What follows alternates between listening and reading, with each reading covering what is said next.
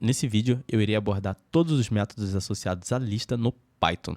Caso você queira saber como poder utilizá-los e tirar proveito no seu dia a dia, fique até o final. Aqui na nossa tela, eu tenho um script que vai estar retornando quais são esses métodos para a gente, então eu vou rodar aqui para a gente ter uma ideia. E agora, a gente recebeu aqui os 11 métodos que a gente vai estar abordando nesse vídeo, inclusive eu vou abordá-los nessa ordem aqui, beleza?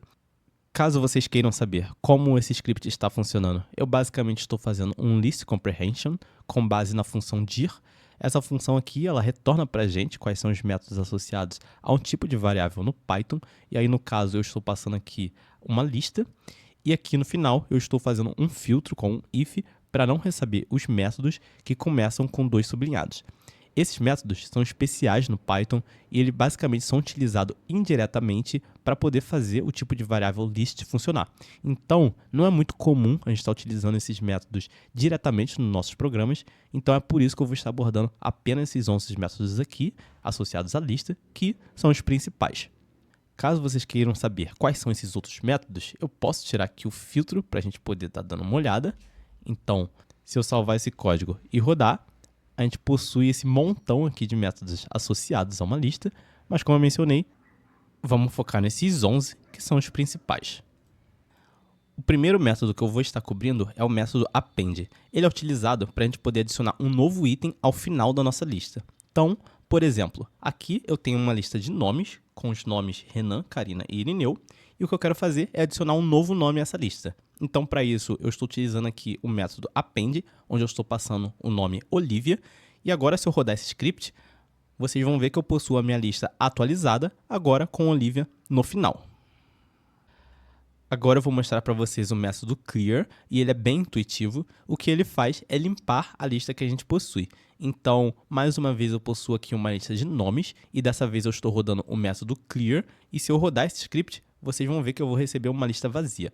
Então, se você quiser remover todos os itens da sua lista, você pode rodar o método clear, que é um jeito muito fácil de você fazer isso. O terceiro método que nós iremos cobrir é o método copy, e como esperado, o que ele faz é uma cópia da nossa lista.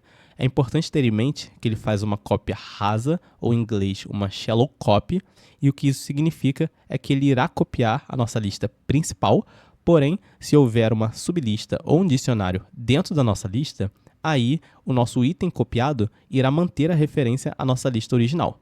Eu vou mostrar na prática para vocês o que isso significa. No nosso exemplo aqui, mais uma vez, eu tenho a nossa lista de nomes. Aqui eu estou utilizando o método copy para poder criar a variável nomes copiado. E aqui eu estou mudando o nome na posição 0 para Frajola. Se eu rodar o nosso código, o resultado vai ser como esperado. Então, apenas a lista original mudou para Frajola e a copiada ela manteve aqui o Renan. Porém, se a gente tiver aqui uma lista e aqui embaixo a gente mudar o item dessa sublista, vocês vão ver que ambas as listas agora mudaram seu valor, porque a nossa lista copiada manteve a referência à lista original. Caso a gente quisesse completamente romper a relação entre a lista copiada e a lista original, a gente vai ter que utilizar uma deep copy, ou em português, uma cópia profunda, e para isso a gente precisa importar uma lib padrão do Python, que se chama copy. E aqui, ao invés de utilizar o método copy da lista, a gente utiliza o copy.deepcopy. E aí a gente passa o nomes. E agora, se a gente salvar aqui e rodar esse código, vocês vão ver que a nossa lista copiada manteve o seu valor original. O nosso quarto método é o método count, e ele é bem simples. O que ele faz é basicamente contar a ocorrência de um item dentro da nossa lista. Então, por exemplo, na nossa lista nomes dessa vez, nós possuímos 2 vezes a ocorrência do nome Renan, e se a gente utilizar aqui o método count e passar o valor Renan, o que a gente vai receber é o valor 2. E agora, se eu passasse Karina, por exemplo, se eu salvar e eu rodar novamente, eu vou receber 1, porque apenas existe uma Karina na minha lista. O quinto método que eu irei mostrar para vocês é o método extend. Esse é mais um método de inserção que a gente possui disponível no Python com as listas. E o que ele difere do primeiro método que a gente viu, o append, é que com o append a gente adiciona um item individual na nossa lista. E com o método extend a gente consegue passar uma lista e ele vai adicionar cada um dos itens da nossa lista na nossa lista original. Então, se eu rodar esse código, vocês vão ver que a gente possui aqui a nossa lista original com os 2 itens da nossa segunda lista. Porém, se eu utilizasse aqui o append, o que ele iria fazer é adicionar uma sublista na nossa lista original, que não é o que a gente queria nesse caso. O sexto método que a gente irá dar uma olhada é o método index. Ele é utilizado para poder a gente saber qual que é a posição de determinado item dentro da nossa lista. Então, se eu utilizar o método index na nossa lista nomes e passar o valor Irineu, ele vai me retornar o valor 2, porque o Irineu está na posição 2 da minha lista. Então, é Renan na posição 0, Karina na posição 1, Irineu na posição 2. Se eu passar Renan, por exemplo, ele irá retornar 0. E o nosso sétimo método é o método insert. Esse é o terceiro método que a gente possui disponível no Python para adicionar itens. E a diferença do insert para o append, por exemplo, é que com o insert você consegue passar mais um parâmetro onde você escolhe em qual posição você quer adicionar o seu item. Então, por exemplo, ao invés de você adicionar um item ao final da sua lista, você consegue passar o parâmetro 0 e aí você vai adicionar um item ao começo da sua lista, tá bom? E caso você queira, você também consegue passar um item no meio da sua lista. Então, se eu mudar aqui e passar um parâmetro 2 e rodar novamente, vocês vão ver que Olivia dessa vez está no meio. E se você também quiser passar no final, também é possível.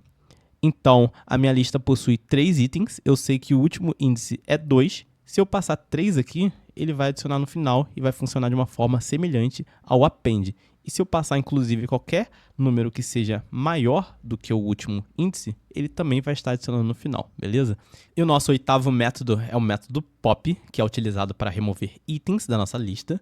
Por default, o pop ele vai remover o último item da nossa lista. Se eu rodar, vocês vão ver aqui que Irineu foi removido. E, inclusive, o método pop ele é interessante porque ele devolve o nome que foi removido também. Então, se eu criar uma nova variável aqui chamada nome, e eu fizer um print dessa variável, vocês vão ver que eu recebo ela aqui como um output dessa função, beleza? É importante entender também que você consegue passar qual que é a posição do item que você quer remover. Então, se eu quisesse remover o primeiro item, eu conseguiria passando um 0 aqui. Então, agora eu removi Renan, como vocês conseguem ver. E eu também conseguiria remover Karina ao passar a posição dela, beleza? E agora, o nosso método número 9 é o método remove, mais um método para a gente remover itens da nossa lista. Diferentemente do pop, o remove ele irá remover a primeira instância do valor que você passar aqui como parâmetro, beleza? Então a gente possui Renan aqui. Vou até colocar outro para vocês poderem entender como isso funciona. Se eu rodar, como vocês podem ver, ele removeu a primeira instância de Renan que ele encontrou. E é importante entender que, diferentemente do pop, ele também não retorna nada, tá? Então, essa é a diferença entre o pop e o remove. Se eu passar um valor aqui que não existe na minha lista, é importante entender também que ele vai dar um erro. Então, certifique-se de tentar remover algo que existe na sua lista. E agora, o nosso método número 10, nós temos o método reverse. E o que o reverse faz, gente, é trazer o inverso da nossa lista. Ele vai trazer um espelho, tá bom? Então, se eu rodar aqui o nosso código, como vocês podem ver, nós temos agora a nossa lista ao contrário. Tudo que estava aqui no final veio para o começo e o que estava no começo foi para o final. E é bom entender que isso daqui não é um sort, tá, pessoal? Ele de fato está trazendo uma inversão da nossa lista. Para poder exemplificar isso para vocês, aqui a gente tem os números 1, 2, 4 e 3. Se eu salvar aqui e rodar mais uma vez, vocês vão ver que a gente tem um contrário, mas isso aqui não é um sort. Se a gente fosse um sort, um 4 deveria estar aqui no lugar do 3, porém, ele manteve aqui o jeito que estava, só que trouxe, como eu mencionei, ao contrário. E como método número 11, o nosso último método, pessoal, eu acho que eu estou emocionado e vamos terminar com chave de ouro. Então, nosso último método é o método sort e ele faz a ordenação da nossa lista. Por default, essa ordenação é feita em ordem ascendente. Então, se eu rodar aqui o meu código, vocês vão ver que minha lista está perfeitamente ordenada, do jeito que eu gostaria. E, caso você queira fazer em ordem decrescente, você também consegue, passando o parâmetro reverse igual a true. E agora, se eu salvar o meu código e rodar, vocês vão ver que eu tenho aqui certinho a minha lista em valor decrescente, beleza? Então, pessoal, eu abordei todos os métodos que a gente possui em uma lista no Python. Se vocês ficaram com alguma dúvida, mandem aqui nos comentários que eu vou estar lendo todos e respondendo. Vejo vocês no próximo vídeo.